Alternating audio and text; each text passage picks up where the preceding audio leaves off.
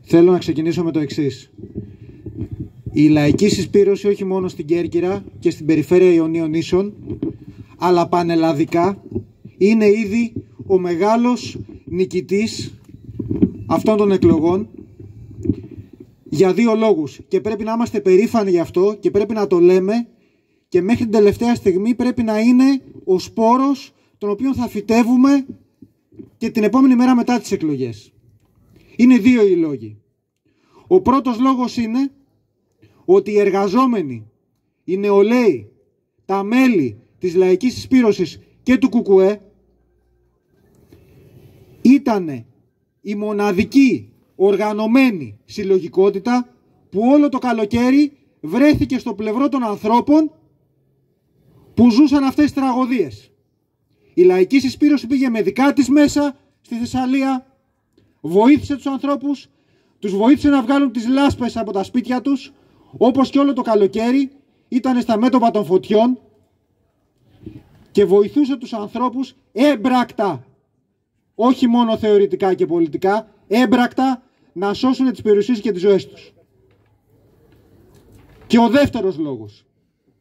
Η λαϊκή συσπήρωση σε όλη την Ελλάδα με έναν ενιαίο, συγκεκριμένο, σαφή, πολιτικό, πανελλαδικό τρόπο εντάσσει στα ψηφοδέλτια της, εκτός από τα μέλη του ΚΚΕ, κάθε αγωνιστή, κάθε πολιτική δύναμη, η οποία με ένα ταξικό προσανατολισμό και με κατεύθυνση το συμφέρον της κοινωνικής πλειοψηφίας εντάσσεται, παλεύει, συμμετέχει, συνεισφέρει. Και αν μπορώ αυτή τη στιγμή να εκφράσω και από την πλευρά μου αυτή την τάση, θέλω να πω ότι 2 μήνες πριν την ανακήρυξη των εκλογών, 35 λευκημιωτόπουλα της ξενιτιάς, του εξωτερικού, της Αθήνας, της Θεσσαλονίκης, που δεν ήταν μέλη του ΚΚΕ, υπογράψαμε πρώτοι ένα κείμενο υποστήριξης, δημόσιας υποστήριξης του Σταμάτη και της συλλογικής προσπάθειας που κάνουμε εδώ. Και δεν είμαστε μόνο εμείς. Είναι η Αγλαία Κυρίτσι, πάρα πολύ γνωστή για τους αγώνες της για την ελευθερία του τύπου στην Ερτρία επικεφαλής, στο περιφερειακό, στη Μυτιλήνη. Είναι η Δάφνη Κατσίμπα, πρόεδρος των νοσοκομιακών γιατρών στη Θεσσαλονίκη. Είναι ο Στέλιος ο Νικητόπουλος. Είναι εκατοντάδες αγωνιστές, συντρόφισσες και σύντροφοι που κάνουν το βήμα και συμμετέχουν σε αυτή την προσπάθεια, η οποία έχει πολιτικά χαρακτηριστικά, έχει μια ξεκάθαρη πολιτική ατζέντα, έχει ένα ξεκάθαρο πολιτικό πρόγραμμα επεξεργασμένο και πραγματικά με τον τρόπο που δίνουμε αυτή τη μάχη, εγώ θεωρώ ότι ήδη είμαστε οι μεγάλοι νικητές και είμαστε και ένας φάρος πολιτικής σοβαρότητας απέναντι σε όλο αυτό τον εξευτελισμό της πολιτικής ζωής που βλέπουμε να γίνεται το τελευταίο διάστημα ακόμα και σε χώρους της σε πολλά εισαγωγικά αριστεράς.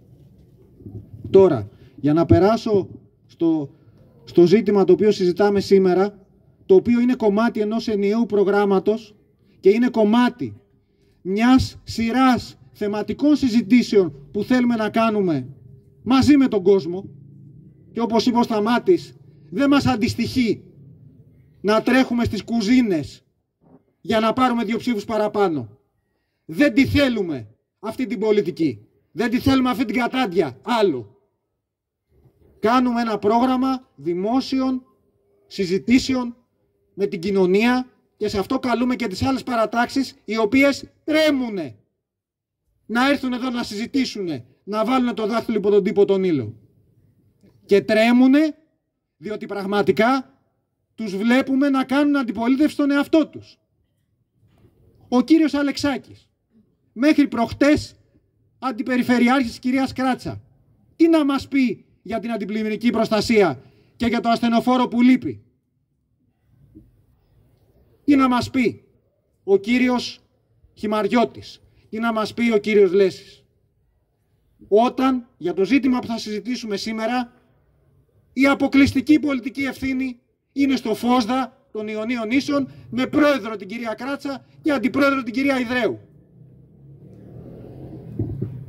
Θέλω λοιπόν να πω για το ζήτημα των σκουπιδιών και των απορριμμάτων ότι τα τελευταία χρόνια, και έτσι έχει ένα συμβολισμό και μια βαρύτητα το ότι κάνουμε εδώ σήμερα αυτή τη συζήτηση. Τα τελευταία χρόνια η Λευκήμη έγινε γνωστή στο Πανελλήνιο για λόγους που δεν τιμούν κανέναν μας. Είχαμε εδώ μια φοβερή αντιπαράθεση με την κεντρική κυβέρνηση. Είχαμε το θάνατο ενός ανθρώπου. Είχαμε για χρόνια και έχουμε ακόμα αυτή τη φοβερή σκουπιδοκατάσταση. Αυτή την ντροπή, τη συλλογική ντροπή, την πληγή για όλους μας. Και πραγματικά θέλουμε αυτό το πράγμα να τελειώσει. Θέλουμε η Λευκήμη να γίνει γνωστή στο Πανελλήνιο αυτή τη φορά για ένα διαφορετικό λόγο. Να γίνει γνωστή με θετικό τρόπο. Με τον πρόεδρο του Εργατικού Κέντρου και τους αγώνες των εργαζομένων στο τιμόνι αυτού του Δήμου και με το πρόβλημα αυτό λυμένο. Τι είναι όμως αυτό το πρόβλημα? Και εδώ θα μου επιτρέψετε να αναφέρω κάποια λίγα τεχνικά στοιχεία και τεχνικά χαρακτηριστικά για αυτό το ζήτημα. Καταρχάς, η θέση της λαϊκής συσπήρωσης πανελλαδικά για αυτά τα ζητήματα είναι ότι χρειάζεται ένας κεντρικός σχεδιασμός. Για ποιο λόγο? Πρώτον, διότι έτσι δημιουργούνται οικονομίες κλίμακας. Δεν μπορεί να διαχειριστεί ένας δήμος των 15.000 κατοίκων ή μια μικρή περιφέρεια τον όγκο και να διαπραγματευτεί τη διαχείρισή τους σε συνθήκες ελεύθερης αγοράς. Είναι πάρα πολύ δύσκολο. Και το δεύτερο, διότι δεν θέλουμε να καλλιεργούνται οι τοπικισμοί. Θέλουμε τα χωριά, οι δήμοι, οι περιφέρειες να είναι αλληλέγγυες και συνεργαζόμενες μεταξύ τους. Εμείς ποτέ δεν θα πούμε να φύγουν από εδώ τα σκουπίδια να πάνε στις Βιταλάδες. Ποτέ δεν είχαμε τη γραμμή τα σκουπίδια στο ληστών. Ποτέ δεν σταθήκαμε σε αυτό το ζήτημα με λαϊκίστικο τρόπο.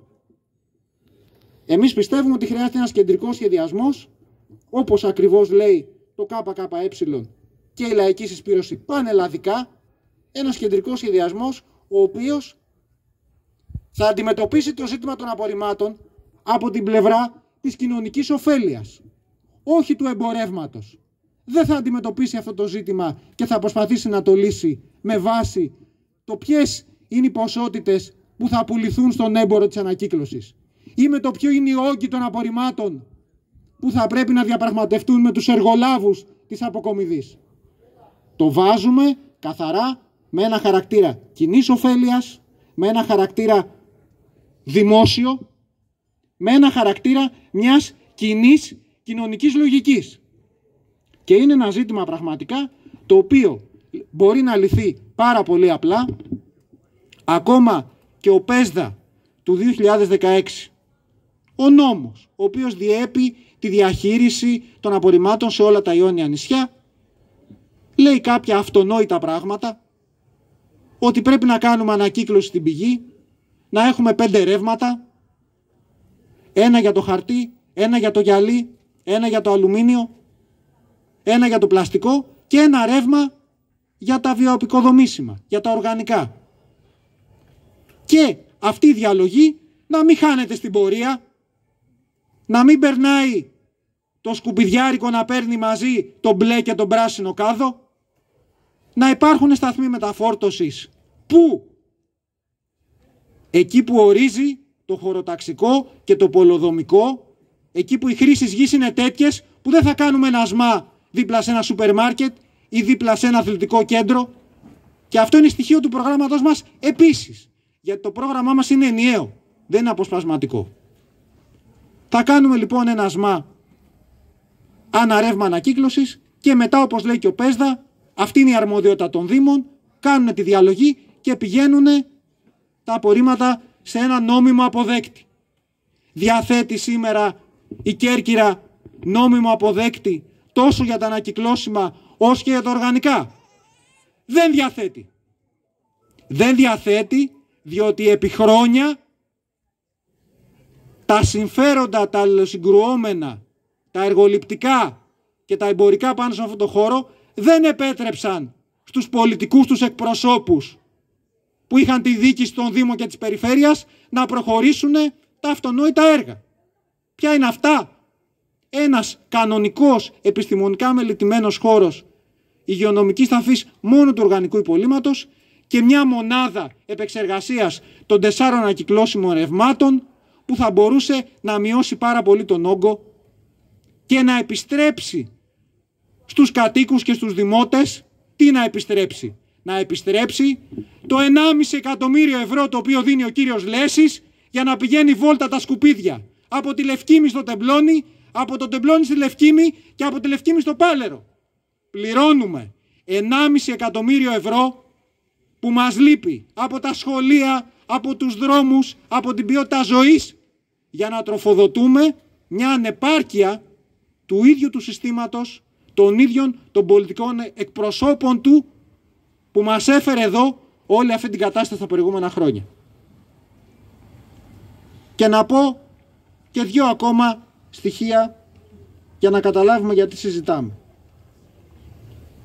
Ο ΠΕΣΔΑ έχει μια μελέτη και λέει ότι περίπου όλη η Κέρκυρα έχει 70.000 τόνους το χρόνο απορρίμματα, τα οποία πρέπει να τα διαχειριστεί εντός περιφερειακής ενότητας και όχι να τα πηγαίνει βόλτα στην Κοζάνη, στο Πάλαιρο. Και κάνει και μια ανάλυση και λέει ότι περίπου ο Νότος έχει 15.000 τόνους, περίπου ο Βορράς 18, 2,5 Παξί και τα υπόλοιπα η κεντρική Κέρκυρα. Μάλιστα. Ενώ ο ΠΕΣΔΑ λοιπόν είναι συγκεκριμένος και είναι νόμος με βάση τις ποσότητες, η σύμβαση την οποία είχε κάνει ο κύριος Λέσης, η πρώτη σύμβαση, μιλάει για 9.500 τόνους για τον Νότο και είχε αξία 1,1 εκατομμύρια ευρώ. Και με συνεχείς υπερβάσεις και τροποποιήσεις στο Δημοτικό Συμβούλιο, αυτό το 1,1 έγινε 1,5, γιατί προφανώς δεν είναι 9.500 οι τόνοι. Θα μου πείτε, εντάξει, άνθρωπος είναι, έκανε ένα λάθος, πήγε δαπάνη στο 1,5 εκατομμύριο. Δεν είναι έτσι. Γιατί όταν κάνεις μια προγραμματική σύμβαση και κάνεις υπερβάσεις, αυτές οι υπερβάσεις τις παντρεύεσαι. Και ένα πράγμα για το οποίο πρέπει να είμαστε κάθετοι και κανονικά θα έπρεπε να είναι θέση και των 4 παρατάξεων πλην Λέση που λένε ότι αντιπολιτεύονται, θα ήταν να το απαγορεύσουμε να εγκρίνει τώρα μέχρι την 1η του 24 τον προϋπολογισμό της επόμενης χρονιάς. Δεν είναι δική του δουλειά να ορίσει και να δεσμεύσει την επόμενη δημοτική αρχή για αυτά τα ποσά και αυτές τις δαπάνες. Και ένα επόμενο ζήτημα. Το επόμενο ζήτημα φυσικά, πέρα από το πώς κανείς αναλύει την κατάσταση, γιατί η κατάσταση είναι πάρα πολύ συγκεκριμένη, καλούμαστε εδώ να χρησιμοποιήσουμε μια τεχνολογία της δεκαετίας του 70. Αυτά είναι τα εργοστάσια ανακύκλωσης. Δεν είναι κάτι φοβερό. Αυτή η τεχνολογία, η αυτονόητη, η στοιχειώδης που μας λείπει, και όπως μας λείπει και σε πολλά άλλα πράγματα, έχουμε ειδική θεματική εκδήλωση για την αποχέτευση και για το νερό και θέλουμε να έρθετε και να τοποθετηθείτε. Αυτή λοιπόν η στοιχειώδης τεχνολογία της δεκαετίας του 70 που μας λείπει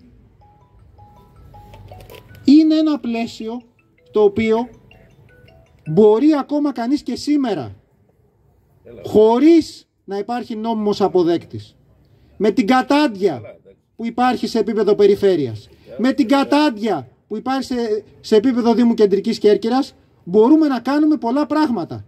Και εμείς το λέμε συγκεκριμένα. Μπορούμε η επόμενη δημοτική αρχή με δήμαρχο το Σταμάτη Πελάη να περιορίσει το πρόβλημα? Βεβαίως και μπορεί. Εμείς δεν λέμε ποτέ ότι θα το λύσουμε, γιατί ξέρουμε ότι δεν είναι το πρόβλημα όλο στη δική μας αρμοδιότητα. Ούτε πήραμε κάνα ραβδί και να λέμε ψηφίστε μας, θα σας το λύσουμε. Μπορούμε να κάνουμε όμως 3 συγκεκριμένα πράγματα. Πρώτον, να μειώσουμε πάρα πολύ το πρόβλημα, να μειώσουμε πάρα πολύ τον όγκο, να ξέρει ο κόσμος ότι κάθε Τρίτη, κάθε Τετάρτη στο κάτω πηγάδι περνάει το φορτηγό για τα ογκώδη. Ο κόσμος δεν ξέρει τι να κάνει με τα παράθυρα, με τις πόρτες, με τα ογκώδη, με τα ψυγεία. Μία φορά τη βδομάδα να μπαίνει και στο site του του Δήμου και να ξέρει όλος ο κόσμος πότε μαζεύονται τα ογκώδη, πότε μαζεύονται τα κλαδιά, πότε μαζεύουν τους 5 διαφορετικούς κάδους τα απορριμματοφόρα και πραγματικά όλη η ιστορία είναι να έχουμε μια συχνότερη και σε όλους γνωστή αποκομιδή για να μπορέσουμε αυτό το πράγμα να το περιορίσουμε. Και το δεύτερο, που είναι επίσης κομμάτι του προγράμματός μας, αφορά το νερό.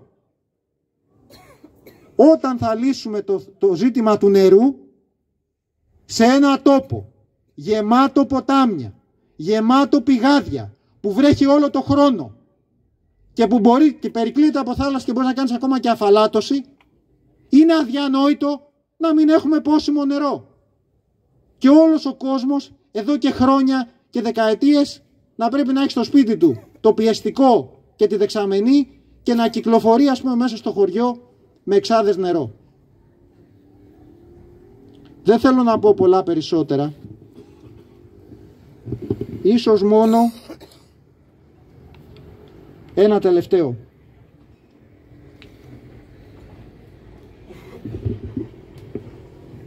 Έχουμε πλήρη επίγνωση της πολιτικής, σε πολλά εισαγωγικά, κριτικής την οποία δεχόμαστε. Πού θα πάτε να μπλέξετε με τον Μπελάη, που είναι καλός μόνο για κινητοποιήσεις, που είναι καλός μόνο για να φωνάζει, πού θα πάτε να μπλέξετε με δήμαρχο του Κουκουέ και με κυβέρνηση Μητσοτάκη που δεν θα σας δίνει φράγκο. Τον κακό του στον καιρό. Γιατί πραγματικά σήμερα, σε αυτές τις δύσκολες συνθήκες για όλη την Ελλάδα, σε αυτές τις συνθήκες φτώχειας, εξαθλίωσης, σε αυτές τις συνθήκες που όλος ο ανθός, το επιστημονικά δυναμικό της Ελλάδος αναγκάζεται και φεύγει έξω, δυστυχώς για αυτούς, και πρέπει να το λέμε, υπάρχει ένας Δήμος, ένα έμπραχτο, ρεαλιστικό παράδειγμα.